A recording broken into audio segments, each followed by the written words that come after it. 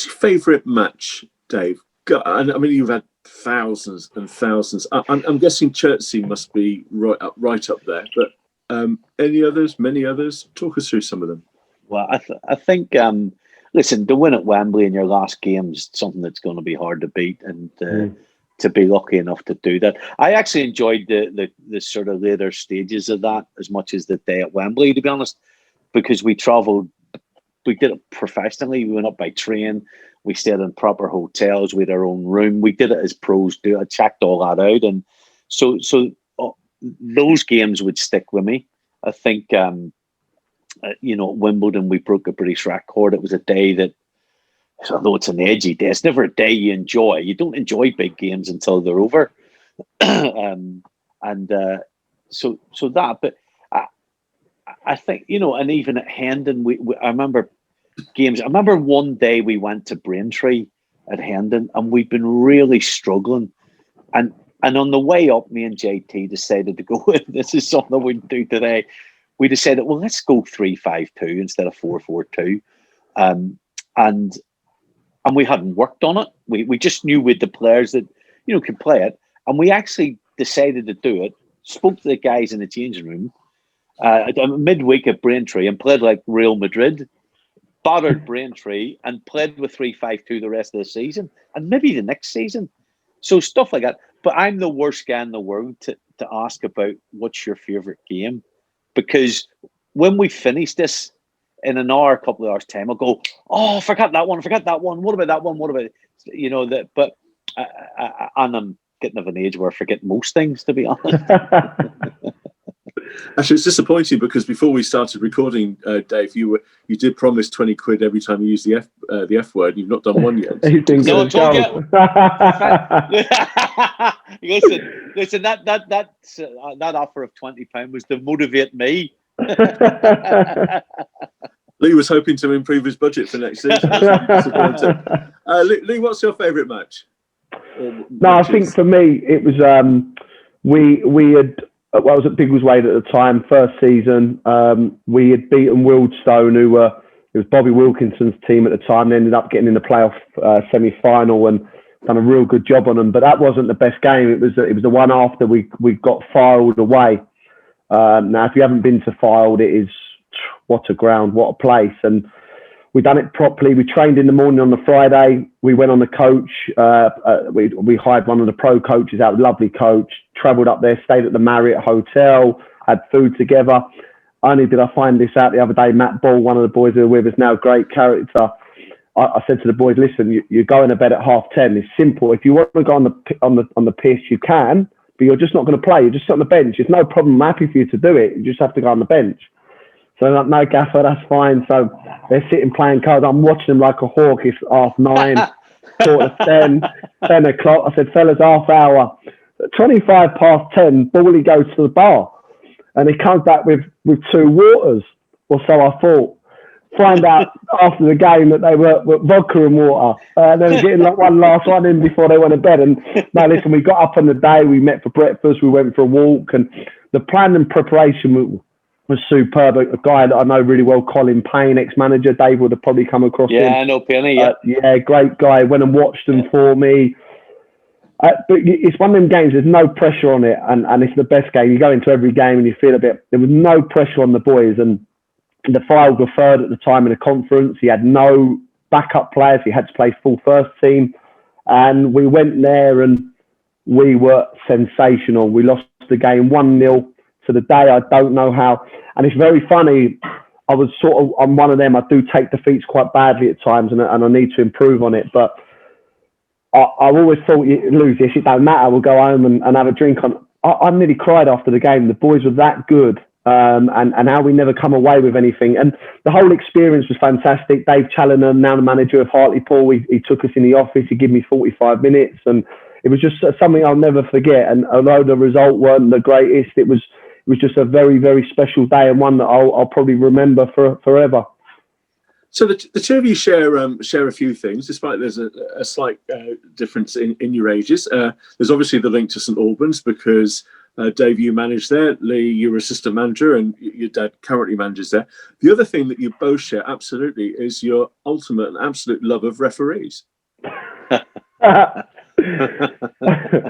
So Dave, Listen, I have to tell you, you've got to go to the combined counties level.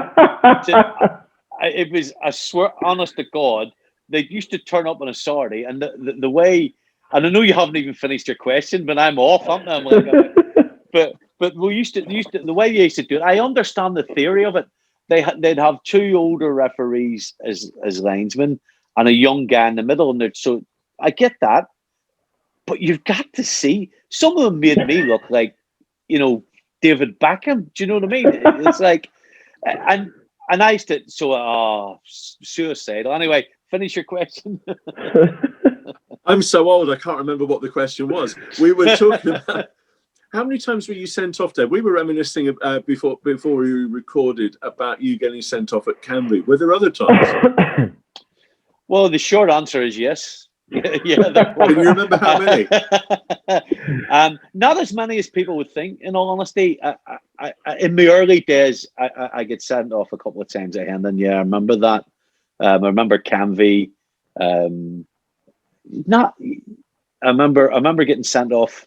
Well, I remember one night when I was at Harrow with Bob Dowie, we went to Bromley. It was either Harrow or St Albans, I can't remember, but we were Bromley away, and I'd give the linesman a bit of stick, and he got the referee over, and the referee sent Bob off, and he got £100 fine. Did you not offer to pay it for him? Oh, he's joking. He's loaded, Bob. So, but I remember getting off. He was fuming as well. Foaming at the mouth. You better go and speak to them. You better go and tell them it was you. I went, well, don't calm down, Bobby. I'll go now. So I rapped the door and I says, listen, guys, you've sent the wrong person off. I says, can you not even tell the difference in the accents? And they went, okay, leave the room. I went, okay, fine, but he still got fined £100. So remember that. Maybe I'm going to say less than 6 in 30 years, which I don't think is too bad. Listen, when you see what we've got to put up with, I think I deserve a medal. Lee, what about you? Have you been sent off, Lee?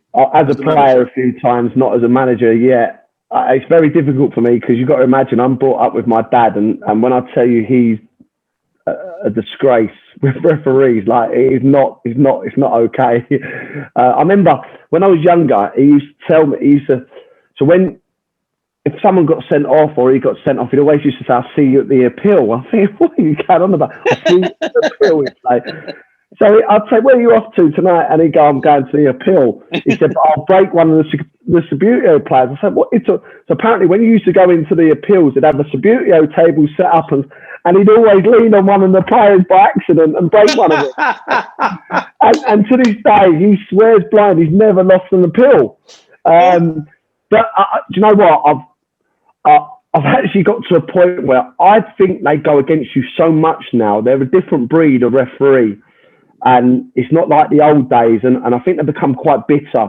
So I'm very careful with how I approach them. Sometimes I feel that now you have to kill them with kindness more than getting into them, because I think they just go against you straight away. And the one thing that gets me the most, I can handle mistakes, and it's when someone goes over the top to do you and break your leg and you get a yellow card or nothing happens, or you say something to the referee and he comes over to the dugout and sends you off. For me, that's not right. And they're the little things that I don't like and I don't get on with. Dissent will get you a booking, but you go and snap someone in half and intentionally do it and not get sent off. They're the things that get me. That's when I lose my rag, because we don't do this to get hurt. We do it because we love it. And obviously there's always a chance you're going to get injured. But when you intentionally go and do someone and you don't get sent off, that for me is what hurts me. And that's when I start to get into them. But I do try my hardest not to now. I really am. Sorry, Steve. Just to go back, I've had it with them all sorts of ways. I've had it with them where I've been nice to them, where I've banged their doors, but I'll tell you the one thing I would say genuinely, with dressing room humor is dark, but I mean this genuinely. I genuinely believe the level of referee, no matter what level you're at, the level of referee who referees your game is at least one level down. Absolutely. And the thing that sort of made me realize that more than most was, I think when we got to the quarterfinal of the Vaz, from the quarterfinals on, you get conference referees. You know, so and if you look at those games, that's the quietest I was. You know, albeit in the Earlham, when we played Earlham away, I'd stayed up to about 3 o'clock in the morning, so I was severely hungover. So I didn't move a lot, you know. But so that's what I would say. And to the point of where we West Auckland, the same thing, and Leo know this. You know, I'd go in and intimidate them. I'd go in, rap at the door at halftime, and go and go, any chance you're going to give us a decision? You know, and they got to know who you were. So you were leaning on them. It's not really, I'm not proud of it. It's just the way it was. But I remember getting at West Auckland, he hadn't given us much in the first half, but I just wanted to get in them a wee bit because we were 2-0 up, and I knew they were going to come at us, and I'm thinking, don't give a soft penalty. The things you're trying to guess. So I'm going to go in at half time and moan about his performance in the first half. That wasn't really that bad. It was just I'm trying to psych him out. But he said, no, I didn't realise he was a conference referee. So I've wrapped the door. Come in. All right, Dave. Yeah. Ref, any chance he's given us a decision? You know, we've travelled a long way. He's gone. I swear he's gone to me. Dave, I've got 15 minutes to have a cup of tea with my mates. Get out. and out I went, by the way. And I seen him after the game. In the bedroom after the game. And don't get me wrong, I maybe 4 or 5 times in my life I haven't shook hands with him because I don't think any of them mean it. But I didn't shake hands with this guy because of the bedlam, and we're celebrating. And I was standing outside the club at West Auckland with, funny enough, a guy called Dave Edwards who'd played at Haraborough but was from Geordie, from up north. And the lads came out, and I went, listen, guys, really sorry I didn't see you after the game. It was just the bedlam and that. And I says, what level do you referee at? And the ref's gone, we're actually national referees. I went, yeah, no, to be fair, it showed. And he turned, I swear this is true, and I'm not trying to big it. He turned around, he's going, by the way, your show's rubbish.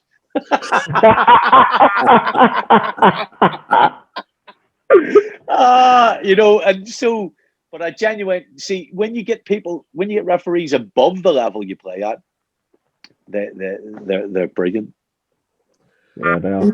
Engendering player loyalty, Lee, you touched on that. You know, keeping the dressing room together, so players will follow you. Dave, you said the same. Does that create problems in a way? Because both of you have done something almost identical. I'm sure more than once, maybe Dave with you. When you left Hendon to go to Wimbledon, there was a lot of ill feeling at Claremont Road at the time because you took a lot of the players, you took all the backroom staff, and that kind of left us short. You know, the nucleus of what we had all gone from both the playing and the management team was concerned. And then Lee, a similar thing happened to you, I guess, when you left Biggleswade and joined Hendon. How hard or easy is that for you guys to deal with? You need to go? Yeah. I need time to think about it. Do you know what? They had Biggleswade Town had a very, very successful manager when I took over. He'd been there for 12 or 14 years. Very, very good friend of mine. We still talk very much, nearly daily. He's a brilliant sounding board for me. But when I took over the job, I was left with 2 players. So, you know, my job was to go and recruit my players, and that's what I'd done. And, you know, right or wrongly, a few things had happened in the build-up to coming to Hendon. I told the players, and at the end of the day, the way I look at it, it's the players' decision whether they want to stay or go. It's not I can't force Kieran Forbes up the A1 to Hendon. If he wants to come, he's going to come with me, and that's, you know, the point. And in the end, the 2 clubs spoke, and it actually got done amicably. Listen, I've said to you before, I've got no ill feeling to Biggleswade. They gave me my first opportunity as being a manager of what I've always wanted to do. So I'll always be forever indebted to that. But I done what was right, and you know, them players were there because of me at the time. They wanted to leave because I was leaving, and they wanted to come to Hendon Football Club, and that's what it was. And the problem is, Dave will probably touch on it now. You build such a rapport and a closeness with these players. especially old ones. You don't, when you go in as a manager, you don't go in and I'd say this all the time, it's not personal. If I shout at you and have to get into you at half time to get something out, it's not personal. If I've got something personal to say, I'll pull you after the game, we'll have a chat about it. But nothing's personal. And you build a friendship, a rapport. You fall in love with your players. You know, you're sad to see them go. I was sad to see David Longking and Solomon Wabake go to St Albans, devastated.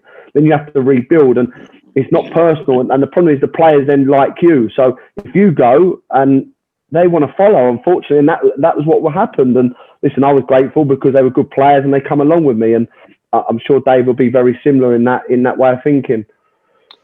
Yeah, you know, I'd say what I would say is that, you know, the first thing I have to say, I absolutely understand how the club feels when you go and you take the assets with you. My defence would be, I brought them. You know, I didn't take anything I didn't bring. Not that you need a defence in these situations because we all move on, but the big thing for me is that, you know, there was two things about when I left Hendon. It was the drop down, which was an odd thing, but it was to go to FC Wimbledon. So although I was dropping down, I knew I had to win the division. So I knew I was dropping down. I had to win the league. Excuse me, guys. And it's then about trust. You know, if I've got to do this in 1 year, who do I trust to do this? And it's going to be the people who have nearly got you out of the division, 2 divisions up or whatever it was, albeit, you know, you go to Hendon. I always remember being at Hendon, and our gates were, what would you say, Steve, 250 to 300? Something like that. Sure. Yeah. And we were 8th, and then we finished 3rd or 4th with a good time. I remember going to Wimbledon, and the first night at Wimbledon was a Q&A, me and JT, and there was 300 at it, at the Q&A, and it was live on the internet. So the ball game had changed. So I needed to have people who I trusted. Now, I knew for a fact that Steve Butler, Mark Cooper, JB, Martin Randall, I'm trying to think of who else. I knew they could handle that. I knew they could handle that pressure. I knew that they had something about them. So then it becomes a real selfish thing. Then I've done all I can do for Hendon. Now I want to go and do all I can do for my next club. And Lee's right. They don't need to come. And to be fair, Ricky Chris didn't. I had Ricky Chris in as a trialist, and we fell out over money. Not fell out. We were still friends. I still speak to him. But we had a disagreement over what he would be paid. And in the end, I didn't sign him. And I used to show him a video and go, do you want to play in front of 3,000? Do you want to do this? Or do you want to 20 quid a week? You know, that was my argument most of the times. So you don't always get it your own way. But I do understand that effectively you're leaving a painful, you know, you're stripping the assets of something that you've built. But it's essential, I think, you know, and Lee's just more or less said the same thing, especially when you're getting into a situation where you need to trust. The first 6 months are massive in a new job. Let's finish. Sorry, there's one thing I would add to that, is although I was always going to go to Wimbledon, you know, I'd applied for the Wimbledon job before the club made the decision not to go into Conference South. That was the year, Lee, that the Conference North and South was invented and put in, because the sort of the other 4 years at Hendon, we were effectively, if we'd have won the league, we were going straight into the conference. Yeah. And the club decided not to go into Conference South, and I thought that was a mistake. Steve, we were the first club to qualify, actually. I think a league position, and I remember Ivor.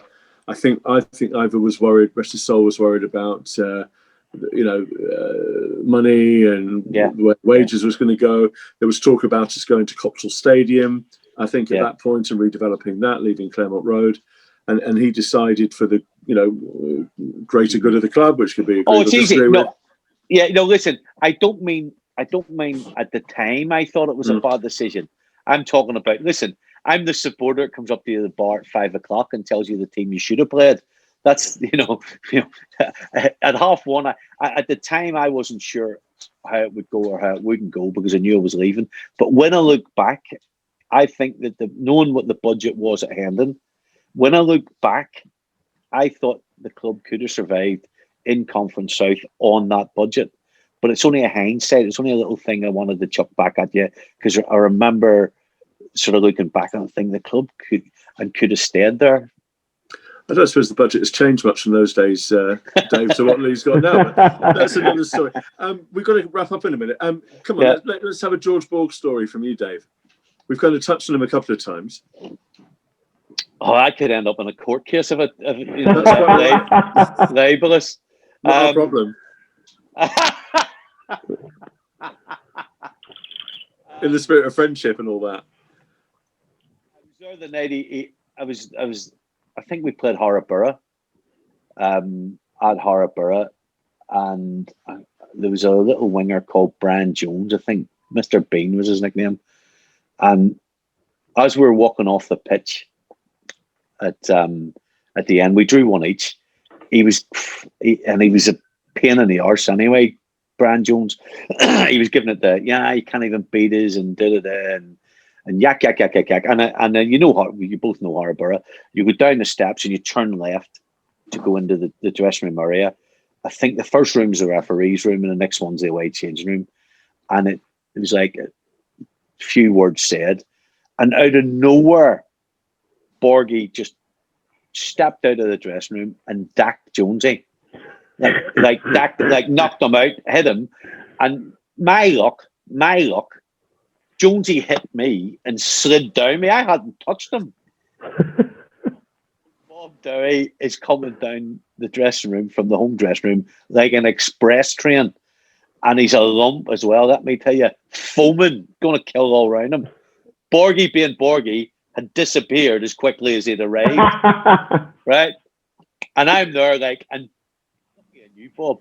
Bob's going, and he didn't have a love of Andy Pape either. He's looking at me, he's going, was that you? I went, Bob, what's it me? Jonesy's in a heap. It was Andy Pape. I think he wanted it to be Andy Pape so he could tag him.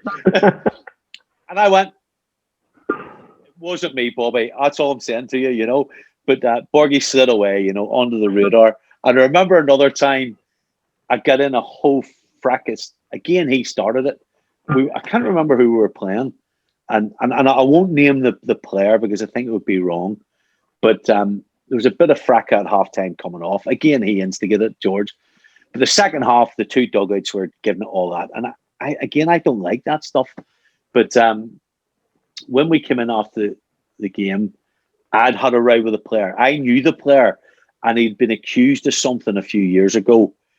So I brought it back up. Borgie wrote me in. Now I'm happed up.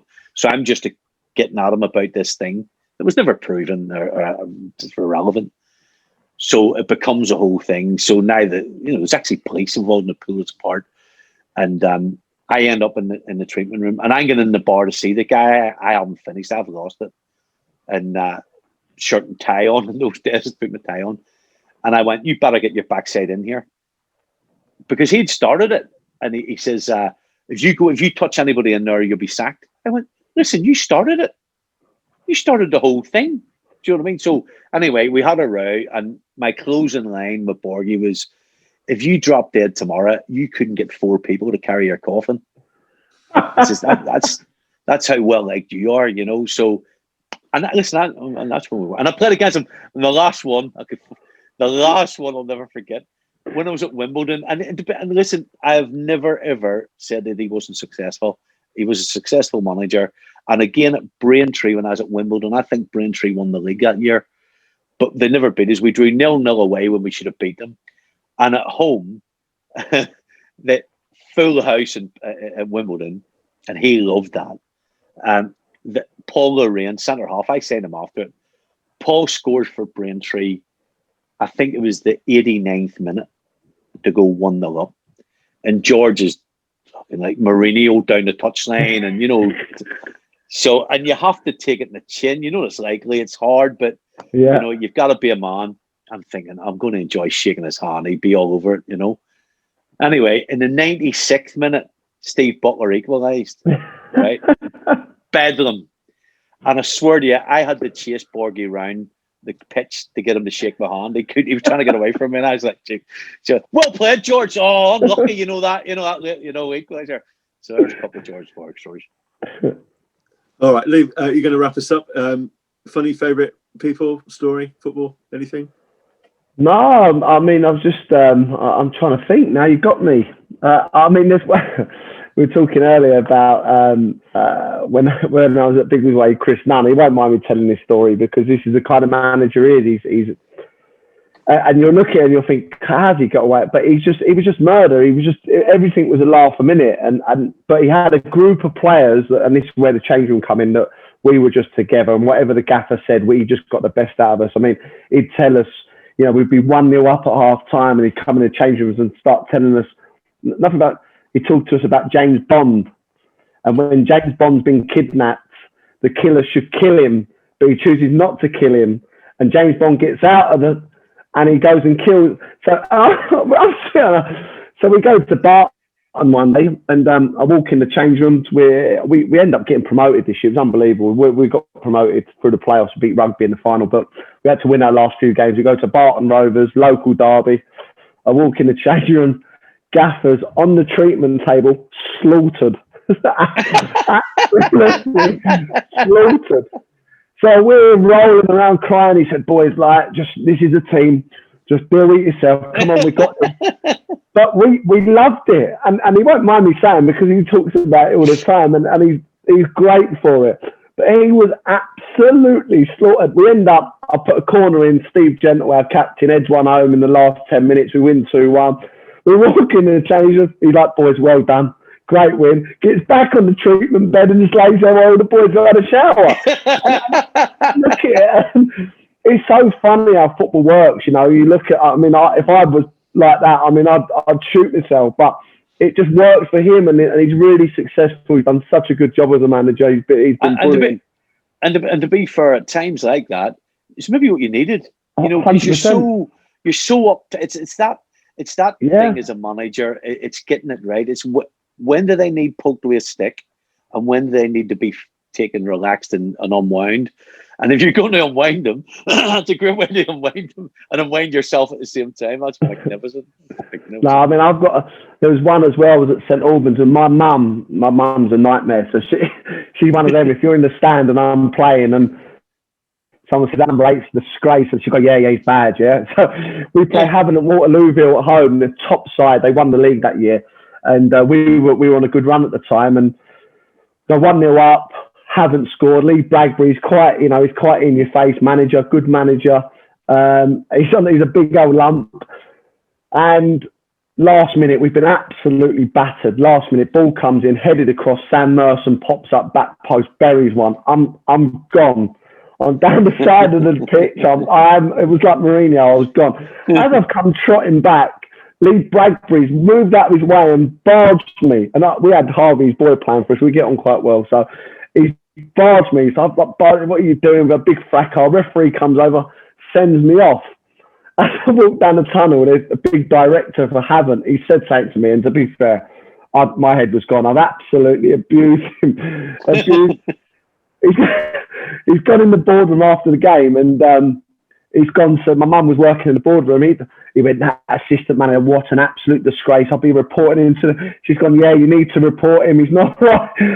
I said, Mum, you've absolutely. She went, no, it's not right what you're doing.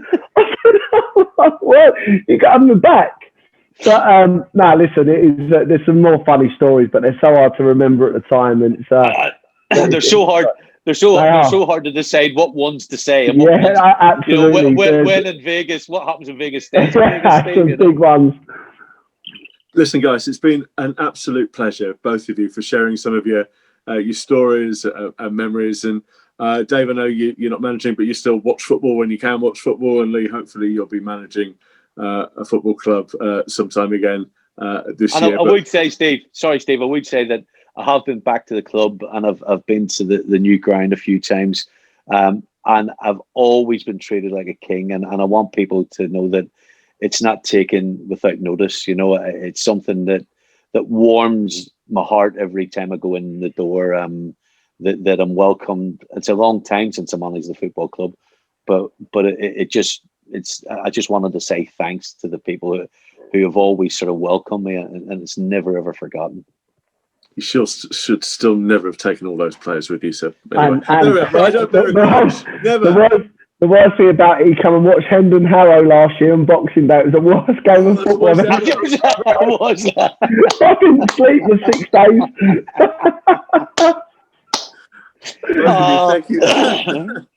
Listen, both of you, thank you so much. No, thank you. Thank you very much. Cheers. It's a pleasure. Thank you.